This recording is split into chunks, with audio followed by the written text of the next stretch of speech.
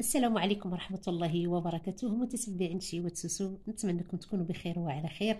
الله يجعل هذا الشهر مبارك علينا وعليكم وعلى المسلمين اجمعين، والله بلغنا رمضان يا ربي احنا وياكم وأمة محمد أجمعين يا ربي، لا فاقدين ولا مفقودين يا ربي، وأعنا على صيام وقيام يا رب العالمين. اليوم شاركت معكم طريقتي في تحضير لي شوصون، شي حاجة اللي بسيطة وسهلة وكيجو زوينين خفافين ومذاقهم روعة. يعني فتحت وحدة يعني كيجو زوينين بلا توريق بلا حتى شي حاجة، يعني مكوناتهم بسيطة، عجينة عادية وبسيطة وكيجي شكلهم فن ومذاقهم زوين. بغيت اني نشارك معكم هذه الفكرة ديال اليوم، هذه الوصفة اللي كنتمنى انها تعجبكم. بقاو معايا شوفوا المقادير وطريقة التحضير. بسم الله على بركة الله. عندي واحد الإناء هنا فيه جوج زلايف من الدقيق، جوج زلايف وربع، كشرة صغيرة من خميرة الدار، خميرة الخبز، وكشرة صغيرة بين الملح والسنيدة، ما تملحوش لأن الحشوة مالحة. هنا عندي جوج كواشر كبار من زيت الزيتون، يمكن لكم تعوضوه ديروا بلاصتو زيت المائدة ولا الزبدة، بحال نفس النتيجة. عندي واحد البيضة هنا، غندير البياض ديالها وغادي نحتفظ بالاصفر على جنب، غندهن بها دوك لي شوصون في الاخير. وبالنسبه للحليب عندي كاس ديال الحليب دافي، ضروري الحليب يكون دافي خصوصا دابا بارد الجو، الحليب يكون في الثلاجه.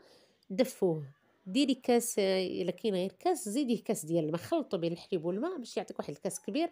المهم باش غتجمعي العجين، باش غتجمعي هذيك العجينه، عجينه عاديه بحال العجينه ديال البطبوط، بحال العجينه ديال المسمن، يعني ما تكونش قاصحه ما تكونش جاريه بزاف، تكون شويه رطبه. كنجمعها بهذيك الكميه اللي قلت لكم ديال الحليب. تحصلت على هاد العجين هذا نتوما كتشوفوها، يعني عجينه رطبه ما كتلصقش وما هيش قاصحه. في الاخير زدهنوها بشويه ديال الزيت، زيت الزيتون بحال هكا، باش يعني ما تبقاش لاصقه لكم في الاناء وفي يديكم. وهاد الزيت حتى كيرطبها، وكنغطيوها واحد شويه ترتاح بين ما نوجدوا الحشوه. بالنسبه للحشوه عندي فلفله حمراء وفلفله خضراء وبصله مقطعين مربعات صغار، جوج علب من الطون، واحد الكميه من الفرماج. وبالنسبه للتوابل كشره صغيره من الهريسه، وكشره من الابزار، ومن الملح، ومن الكمون، وشويه ديال الزيتون الاسود. حسب الرغبه دائما، ما كاينش بحال نفس الزيتون، لك بحال زيتون احمر زيتون اخضر بحال اللي كاين. في مقيله درت واحد جوج كواشر ديال زيت الزيتون. لحت هذيك الفلفله الخضراء والحمراء غادي تشحر واحد شويه، هما الاولين، لان البصله هاد خصوصا هاد البصله البيضاء بالزربه كتنزل، تتشحروا لي شوي. ياك زدت البصله، نحرك دائما، مره كنحرك. انا هنا راه سيت على شويه بحال تحرقت لي واحد شويه ديال الفلفله. ماشي مشكل، كتحركي مزيان حتى تبان لي صافي، يعني راه حتى البصله تشحرت. غنطفي عليها البوطه، غادي نضيف هذوك التوابل اللي قلت لكم، الهريسه والابزار وشويه ديال الكمون وشويه ديال الملح. الزيتون راه مالح والفرماج مالح والطون مالح، نقصوا من الملح. كنحركهم مزيان واحد التحريكه هكا، كنضيف عاوتاني الطون، ومن بعد كنضيف الفرماج. دائما مع التحريك مره كنحرك هذاك الطون، يعني كنحاول انه يتفرتت شويه، وكنخلطو مزيان حتى كيتجانس مع هذيك، مع هاد المكونات ديال الفلفله والبصله والزيتون، حتى كامل كيتخلط مزيان صافي. وكنخليوها تبرد واحد شويه لينا. هنا انا ضفت الفرماج، حركت واحد شويه وغطيت عليه في هذيك المقيله، خليته حتى يبرد على خاطرو بين ما نوجد العجينه. ساهله الحشوه، راه كتحضر بالزربه. اي حاجه بغيتو، يمكن لكم الصدر ديال الدجاج، الكفته ديال السردين، يعني اي حاجه كتجي فيها مزيانه. طون بحال العجينه هنا من بعد ما ارتاحت تقريبا واحد ربع ساعه حتى ل 20 دقيقه، ها هي بحالاش، يعني ولا عجين املس زوين. انا ما دلكتها كيف شفتوا ما والو، ولكن ملي كنخليوها دهناها بالزيت وخليناها ترتاح، يعني كتولي العجينه زوينه بزاف رطبه وسهله في انك مدلكيها، ما كتكونش قاصحه ولا شي حاجه. غير نصيحه، ضروري الدقيق، ضروري كترشوا الدقيق كل مره وكتقلبوا. ملي كتكونوا تدلكوها كتقلبيها مره باش ما تلصقش لكم في فين، يعني فين كتدلكوها في الطاوله ديال العمل ولا فوق الرخامه. ضروري مره كنرشوا الدقيق، كنسرحوها على هذاك القياس اللي باغيين حنا، ما تكونش غليظه وما تكونش رقيقه. قياس يعني لي الصوره ما عارفه الحجم ديالهم، ها هو السمك يعني ديال العجينه موين. انا خديت هذا الاطار هذا الدائري كبير شويه، تقريبا قد التدويره ديال الزلافه. جاكم كبير، انا بغيت هذا كبير، بغيتو الصغير كلكم ديروا بالكاس، دوك الكيسان ديال القهوه العرض شويه ويجوكم يعني مزيانين صغار. انا فضلت هذا، وجاو كبار شويه وجاو مزيانين الصراحه في الشكل ديالهم. مولفه كنديرهم بالكاس كيجيو صغار شويه، ولكن هاد المره بهذا المول هذا جاو مزيانين. هادشي باش قلت لكم رشوا بالدقيق ما كتلصقش لكم العجينه، يعني شو كنحيدها بسهوله، كتحيد كلها ما لصقت. وحتى هاد الدوائر اللي قطعت يعني كنهزهم بسهوله ما لاصقين ما حتى شي حاجه، لاني كندير مره الدقيق. ما درتوش الدقيق راه غادي تلصق لكم. الحشوه بردات، حيدتها من ديك المقله درتها في الطبسيل ها هي. وهنا غادي نبدا نعمر هذا لي شوسون. انا كندير كشاره كبيره باش كيجيو عامرين مزيان وكتجي فيهم هذيك الحشوه باينه. كنديرها في الوسط بحال اللي كتشوفوا، يعني في الوسط، وكنقادها في الوسط بالضبط باش ما يكونش، باش ما تجيناش مايله في الجنب هكا ولا يجيك الفوق عامر والجناب خاويين.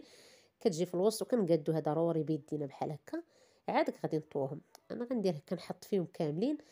هنا هاني بديت هذه الاولى، ما لصقتهاش بالماء، وما من الافضل اللي تلصق بالماء، ولكن جات مزيانه ما تفتحاتش حتى هي الصراحه. جمعت عليها بهكايا بالطرف ديال اصبعي، كنضغط عليها كيلصقوا. ومن بعد كنضغط بالفرشيط. الفرشيط دائما ديروه في الدقيق باش ما تلصقش لكم وتجر لكم معاه من العجينه، لان العجينه كتكون رطبه. ها هو الشكل ديالها. باش قلت لكم كبير راه راهي معمره لي ايدي كبيره. هنايا عاد تفكرت الماء. واحد الزلافه فيها الماء فقط بوحدو، الماء لا غير. وكندهنوا به هاد الجوانب اللي خاويين، هذاك الفوقاني وهذاك التحتاني باش يتلاصقوا لينا. راه العمليه باينه واضحه في الصوره. ضروري هاد العمليه الصراحه باش كيلصقوا مزيان. وراه فعلا كم شفتوهم ما تفتحوش ما حتى شي حاجه، بقاو بالشكل ديالهم كيف هما. صراحه جاو زوينين هاد لي شوسون بزاف ولداد، والحشوه جات فيهم زوينه يعني متجانسه، داك الطون مع الزيتون مع الحار مع الفلفله. ها هما عاوتاني الشكل الثاني. وكنمشي بهاد الطريقه هذه حتى كنسالي كامل هاد الكميه اللي عندي. دائما هنا غادي ندهنهم كلهم بالماء باش ما ننساهمش، باش ما ننساش شي وحده. عاد غادي نبدا نلصقهم. يعني ساهلين ما كياخدوش الوقت حتى في الطياب ديالهم، بالزربه طابو وجاو زوينين ومحمرين ورطبين، يعني شي حاجه مزيانه.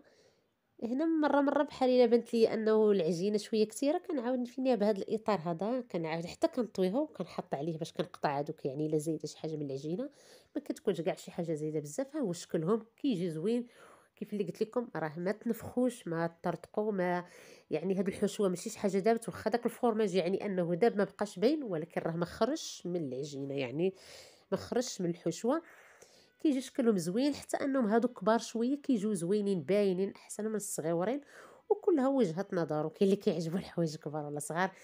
مطولش عليكم، غنمشي بهاد الطريقه هذه حتى كنكمل الكميه كامل اللي عندي. هنا شديت هذاك الصفر ديال البيض. الطاوه ديال الفران ضروري دهنتها بالزيت هي الاولى، حطيت فيها دوك لي شوسون وبقيت كندهنهم بهذاك الصفار ديال البيض. ما زدت فيه انا لا خل ولا حليب ولا قهوه ولا حتى شي حاجه، فقط صفار البيض بوحدو. كندهنو مزيان بالشيته. ومن بعد ضروري هاد العمليه هذه اني كناخذ واحد الكردون، واحد هذاك العويدات ديال السنان هذا، وكنثقبهم باش ما يتنفخوش في الفران. ضروري هاد العمليه ما تنساوهاش. ثقبتهم كاملين، عادك غندخلهم الفران. انا كيف كنقول لكم الفران دائما كندخلهم هي الاولى، عادك كنشعل عليهم من التحت كيتحمروا، عادك كنشعل عليهم من الفوق. وصلت معكم لنهايه الفيديو، وهذا هو الشكل ديال لي شوسون اللي شاركت معكم. يعني راه كيجيو روعه في الشكل ولا في المذاق. انا فضلت اني نديرهم كبار، نكبر شويه الحجم، يعني لكم الاختيار. يمكن لكم تصغروا على هكا ديروا غير بالتدويره ديال الكاس. انا هذاك اللي دورت به كبير شوي يعني مزيان. المهم انه شكلهم جا زوين، مذاقهم جاي زوين حتى هو. دائما كنقول لكم الاختيار الحشوه اللي بغيتو. نشوف معكم واحده من الداخل بحال اش كتجي. ها هي، يا سلام، روعه رائعه. ومذاقهم فن يعني. نتمنى ان شاء الله انكم تجربوهم حتى نتوما بهذه الطريقه هذه ديالي وتعجبكم، وتردوا عليا ان شاء الله في لي كومونتير كيف جاوكم. وكنشكركم بزاف بزاف على المتابعه، وموعدنا في فيديو قادم ان شاء الله. الى اللقاء.